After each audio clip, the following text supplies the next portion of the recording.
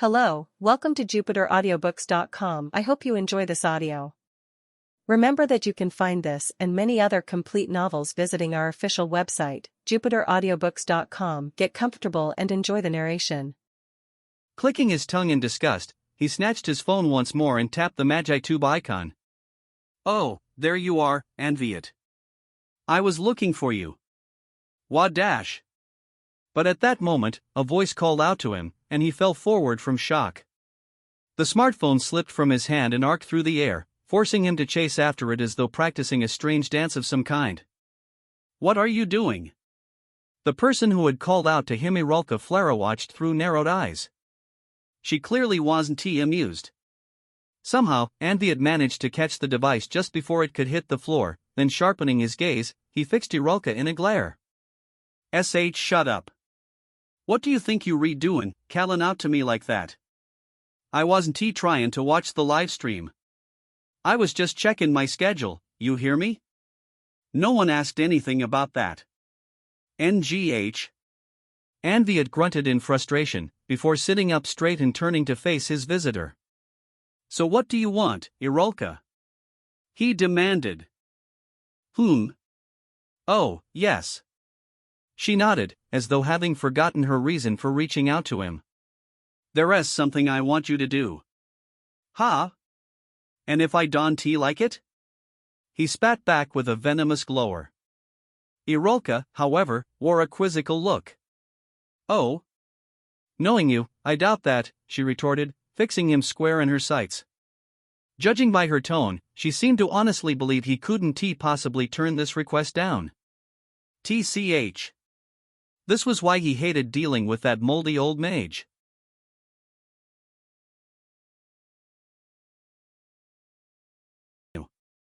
After announcing the winner of the first round 2, will be all about sharing your true feelings. Sylvel declared to the audience from the center of the stage. Incidentally, Clara's smartphone was floating in front of her a short distance away.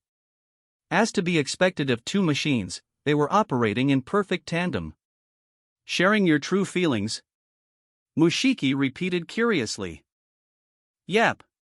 Came Sylvel's enthusiastic response. It is a beautiful thing when two people can understand each other implicitly, but there are some feelings that you can only convey through words and actions. So, Sachi, Clara and I am asking you to express your feelings for Mucky. The time limit is 5 minutes, so if you need anything, now is your chance to prepare. The winner will be the one who most effectively touches Mucky's heart. I see, given that Mushiki already likes Saika, this second round would probably offer no more real competition than the first one. Even so, he was still nervous. At that moment, Clara raised her hand. Yep. Sis. I have a question. What is it, Clarin? Are we allowed to do anything we want? You know, so long as we appeal to him? Yes. You're free to take any approach you like. Please convey your feelings to Mucky in the way you find most natural. So the one who makes Mushipi's heartbeat faster wins, right? Yes. Sylvel answered.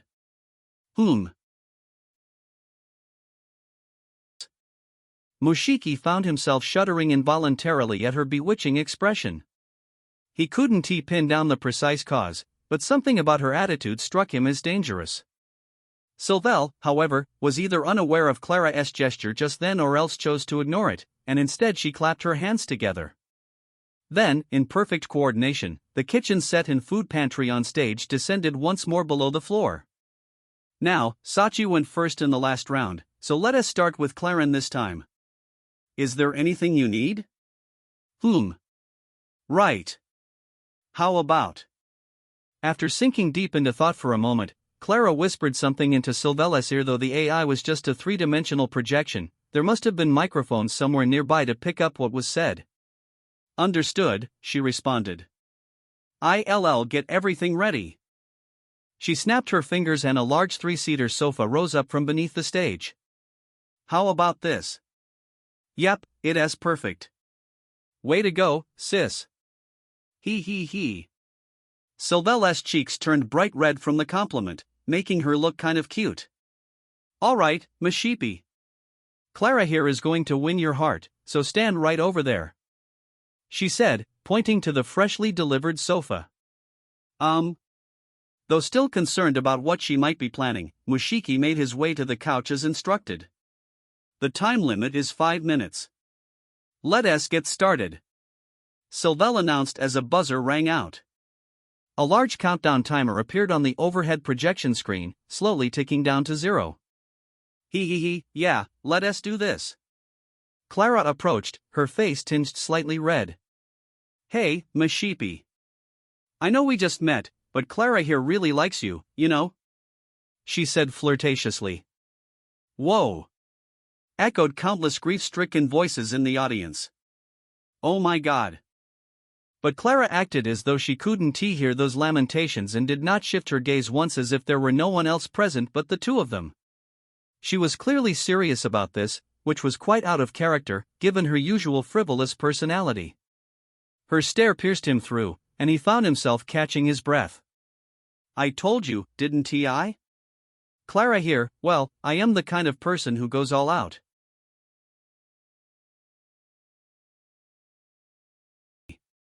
You don't believe me? You think I am just saying all this without meaning it? Then let me prove it to you. Ha! As Mushiki stared back wide-eyed, Clara's lips curled into a mysterious smile. Then, without warning, she pulled it up at one side. Ha! Hold on. His vision swirled at this sudden and unexpected development. The hall was abuzz with excitement.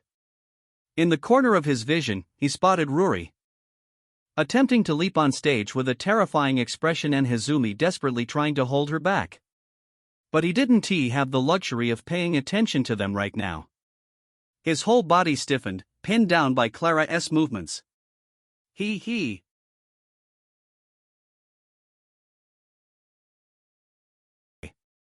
CL Clara. He wheezed, forcing his eyes shut. Then, as his vision darkened, he heard her laugh. Mwahaha. Don't worry, Mushiki. I am wearing a swimsuit. A swim dash? He opened his eyes, and sure enough, peeking out from beneath her skirt was the very same swimsuit she had worn in the video when she had taken a bath with some slimes. I'd really love to show you more, but I am in the middle of a live stream. If I was wearing normal underwear, the video would get taken down, you know? It's weird, don't you think? I mean, they show the exact same amount of skin. It's discrimination against undies if you ask me, she said absent-mindedly. Mushiki, ill at ease, glanced away. Why yeah. Well, that certainly was a swimsuit, but as she said, it didn't look all that much different from actual underwear. It was still powerfully stimulating. Perhaps having noticed his discomfort, Clara's face relaxed as she broke out into a grin. Oh no! Are you embarrassed, Mushiki? You re so cute, she said jokingly. With that, she began to loosen her uniform tie and set about undoing the buttons on her blouse one by one. What are you dash? Oh. I am wearing a swimsuit on top as well, so don't worry. But it's hidden behind no more than a flimsy swimsuit. It was a bathing suit, all right, but all the same, it was unbelievable and somehow immoral to see it come to light from under a school uniform. If anything, it would have been more appropriate just to be wearing the swimsuit by itself. See?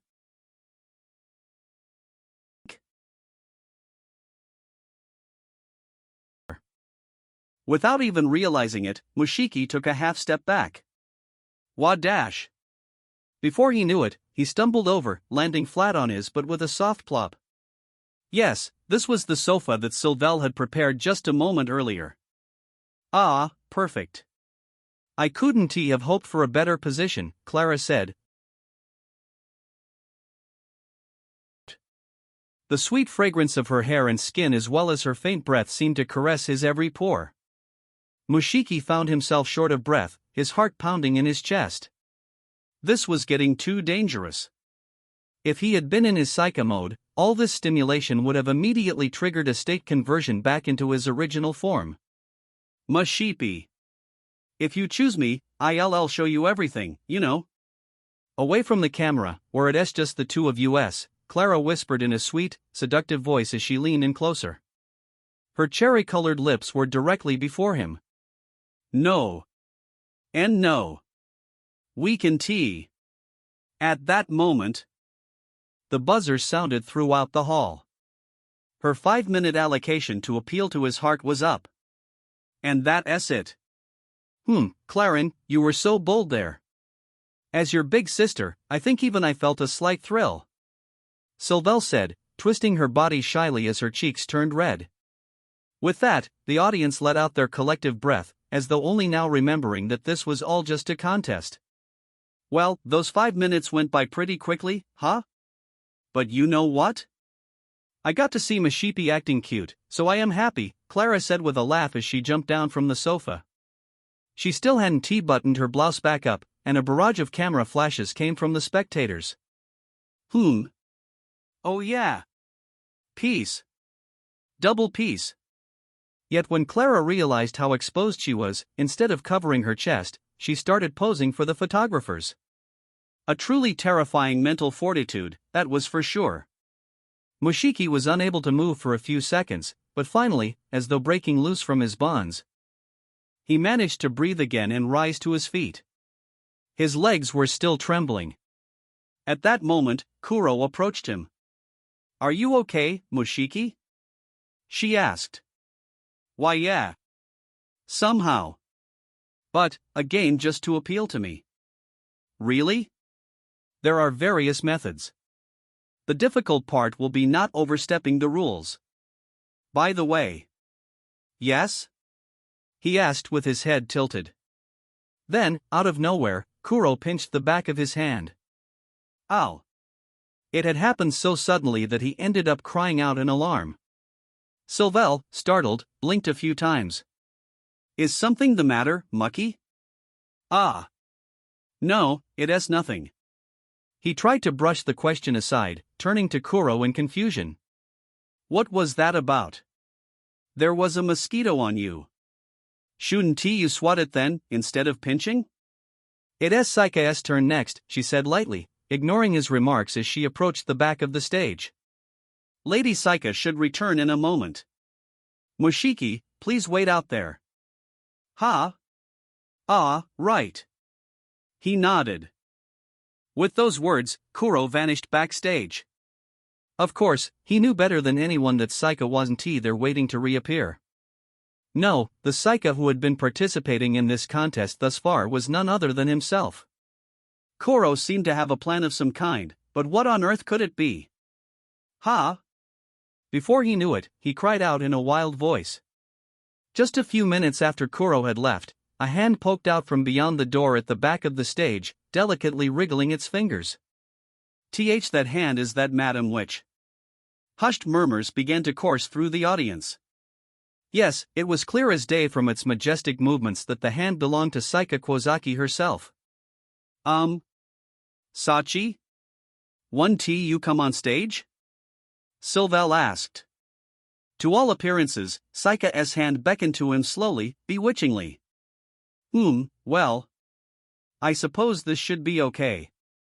Sachi is on the offensive, so let us start the countdown. Sylvelle declared. With that, the hand motioned elegantly with a casual fluidity even more mesmerizing than before. It was practically calling out to him. Ah! His eyes widened, and like a moth drawn to flames, he found himself staggering unsteadily toward the gesturing hand. He knew full well that it wasn't Saika who was waiting for him. Yet he could only see the hand as belonging to her. Then, what are you doing, Kuro? He whispered softly after disappearing backstage to an area where he could see her in her entirety. Yes. The hand that everyone had taken for Saika actually belonged to Kuro, who had vanished from sight a few minutes earlier. Well, it was only natural that everyone had fallen for it. After all, that hand was moving according to Saika's own will, complete with her own peculiarities and mannerisms. Due to the nature of the contest, both Saika and Mushiki must be present on stage at the same time, Kuro explained. This is the only way. Ah. I guess that makes sense, he murmured, lowering his voice so no one outside could overhear. By the way, she added, her eyes narrowing. You seem to enjoy Clara's charms just now. Ha! You've been acting like you would naturally choose Saika, but that looked like a close call to me. Wouldn't he, you say? And no, I was just. I am not blaming you. No, rather, I should commend Clara for putting up such a good fight. She paused for a moment. The word defeat doesn't belong in the same sentence as the name Saika Kuozaki. Even in a match as ridiculous as this. You understand that, I trust? Why yes, of course. Once the time limit is up, I'll go back on stage and say Saika won. That one be enough. Ha! His eyes bulged from their sockets as Kuro began to unbutton her uniform. Kuro? What are you? He had been left stunned by how quickly this was all proceeding, but that didn't stop her from removing her uniform. She must have been wearing 2 layers of clothing, as underneath. She had on a bathing suit. In the dimly lit space behind the stage, which otherwise would have been completely exposed. The sight was so extraordinary that Mushiki felt himself swooning. Ha! You His sense of reason couldn't keep up. As he stared at her, he could feel his face burning up. Then Kuro glanced down at her outfit and said plainly, "Oh, this? I got it ready during Clara's 5 minutes. And no, I mean, why would you even?" He stammered. She stepped forward, pressing him up against the wall. I told you. Just saying Saika won isn't enough. That isn't true victory. It is a pity I am not in my real body, but I want you to mean it when you say Saika took the prize. Hold on. He lifted his hand, hoping to stop her from coming any closer, but alas, it soon met something soft. Kuro opened her lips, her cheeks faintly pink as she gave him a soft smile.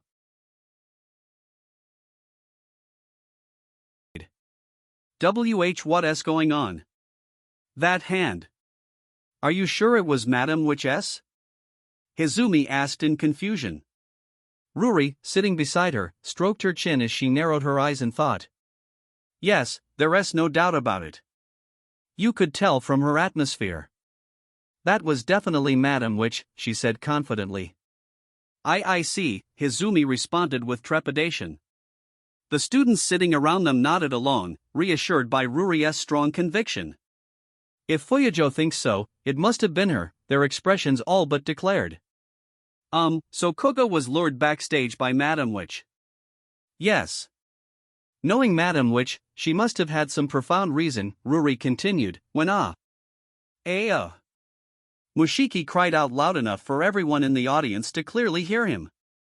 Ruri's eyes shot open at this unexpected reaction. It wasn't long before the buzzer sounded to announce the end of Saika's 5 minutes. And an exhausted-looking Mushiki staggered back on stage. Maki. Are you all right? What happened back there? 100%. Ha! Saika wins. 100%, he murmured before collapsing with an audible thud. Mushiki woke up with a start, suddenly lurching upright from the floor. It looked like he had lost consciousness for a moment. Glancing around, he recognized that he was on stage in the multipurpose hall. With that realization, it all came flooding back to him. He was supposed to be judging a competition between Saika and Clara. Are you okay, Maki? Sylvelle asked worriedly. He placed a hand on his forehead. I am all right, he answered. How long was I out for? Only around a minute. But we were worried. What happened? What happened? He suddenly frowned, his thoughts going in circles. He couldn't help but feel that something incredible had taken place, but he couldn't quite remember what. Ugh, my head. Oh. Don't overdo it, Maki. Anyway, you said the second round also goes to Sachi, right? Sylvelle asked, hurrying him along. Come to think of it, he did recall having declared Saika the winner. He gave a weak nod. In short, Saika had won 2 of the 3 rounds. In other words, she had won the match. But just as he was about to clench his fist in triumph, that Sr. Sachi. She has snatched victory yet again, winning another 2 points. But the match isn't over yet. The winner of the 3rd round will be awarded a full 100 points. Huh? Why? He stammered, taken aback by this nonsensical allocation of points. Sylvelle, however, tilted her head as though she didn't quite understand the question. Eh? Why what? No, it's just, Saika already won 2 out of 3. But he stopped himself there. Sylvelle's earlier explanation resounded in the back of his mind. Once we reach the end, the entrant with the most points will be declared the winner. Yes. She hadn't said that the winner would be whoever won the most rounds, nor did she actually specify how many points would be awarded each time. But that's not. Ha! He murmured, feeling threatened by this odd revelation. Phew! Clara, however, let out a sigh of relief. Ah, I totally thought I was done for. Lucky. I am gonna wager everything on the 3rd round. She declared to the audience as roaring cheers. It looked like there were a few individuals who felt uncomfortable with the dubious rules, but their misgivings were drowned out by the excitement of those around them. Mushiki glanced toward Koro, his gaze all but asking what he should do now. She looked away, letting out a weak sigh. I do agree it is somewhat unfair, but Sylvelle has decided the rules, so we don't have any other choice but to play along. Then, after a short pause, she added, no matter how many rounds it takes, Saika will never allow herself to be defeated. The audience, overhearing this, only grew even more heated. Clara gave a soft whistle. Wow. You sound so cool saying that. Almost like Madame Witch herself. I am honored, Koro responded coldly. A poised comeback after being caught off guard. Mushiki would have expected no less of her. Well, if she was willing to go along with this, then he had no right to complain. In the first place, he was currently in his own body, not Saika's. Ha? Isn't Madame Witch coming back? Clara asked, glancing over her shoulder to the back of the stage. She had to go save the world again, Koro responded without the slightest hint of unease. Seriously? The world is always in danger, huh? Mushiki couldn't tell whether she had actually accepted this hollow excuse. No one else but Saika would have been able to get away with such a paper-thin pretext. Perhaps hoping not to prolong this discussion, Koro turned to Sylvelle. So she won't mind if we move on. Sylvelle sis. What is the final round? Right. The AI beamed, positively overflowing with energy. The 3rd round is the power to protect those who matter most to you in times of crisis. Those who matter most to you. Koro repeated. Power. Clara echoed in turn. Sylvelle gave the 2 a firm nod as she spread her arms wide. Yes.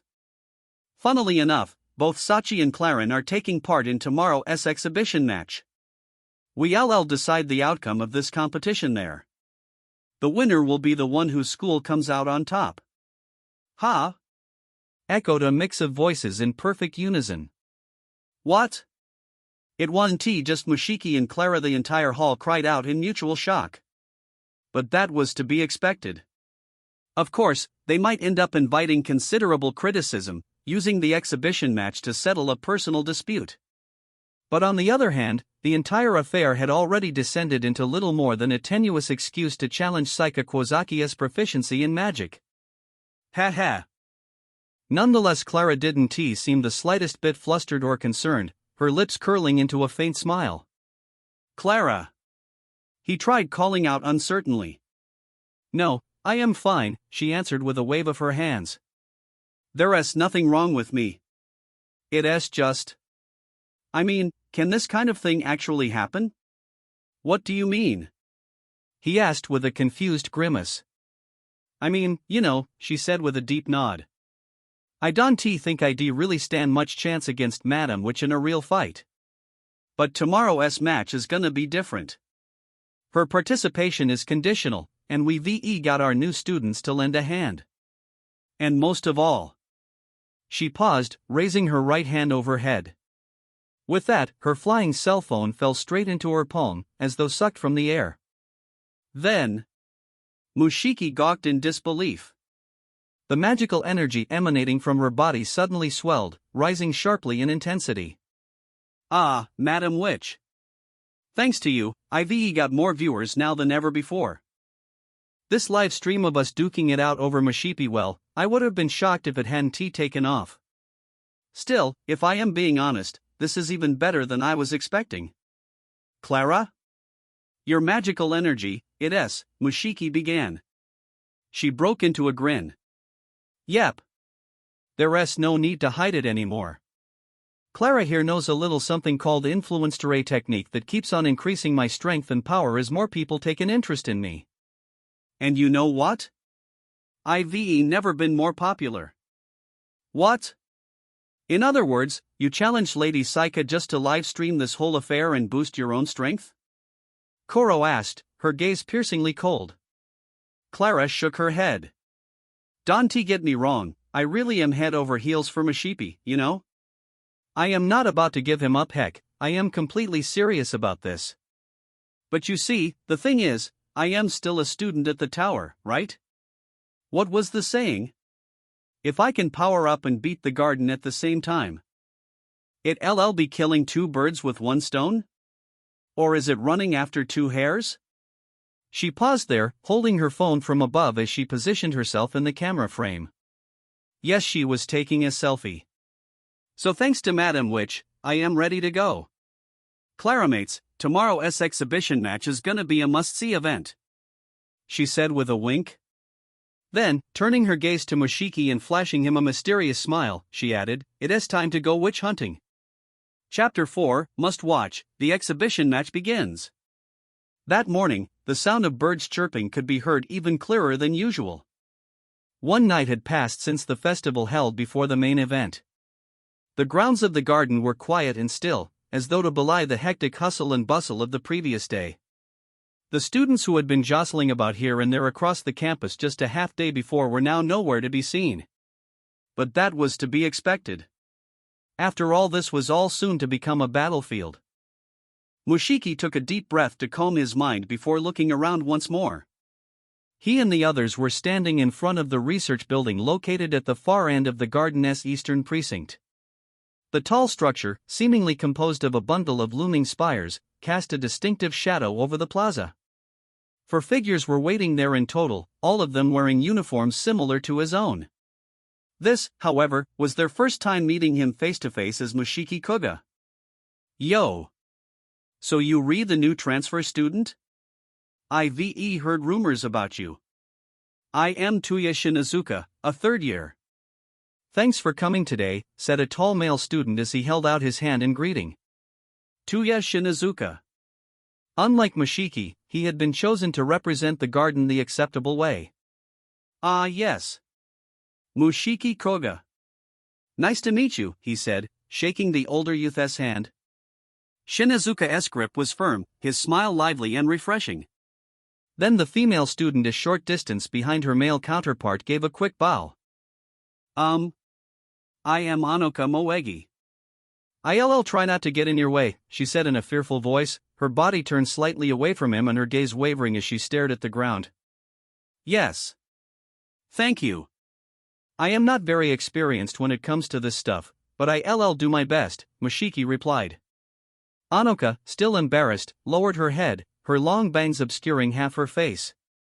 Like Tuya, she, too, had been chosen to represent the garden.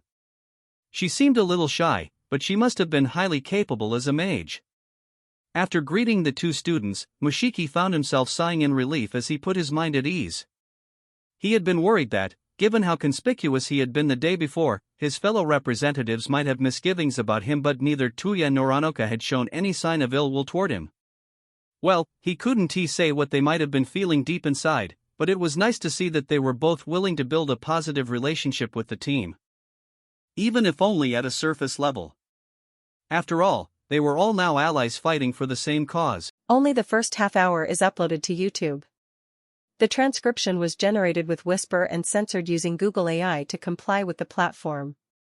This project is completely free at free.jupiteraudiobooks.com, where we upload complete projects and you can make free requests. If you prefer an ad-free experience, want to listen to exclusive novels, or need your requests processed much faster, visit our premium version at jupiteraudiobooks.com. Also, we have a PDF library at euronovels.bokuboi.com. We hope you enjoy it.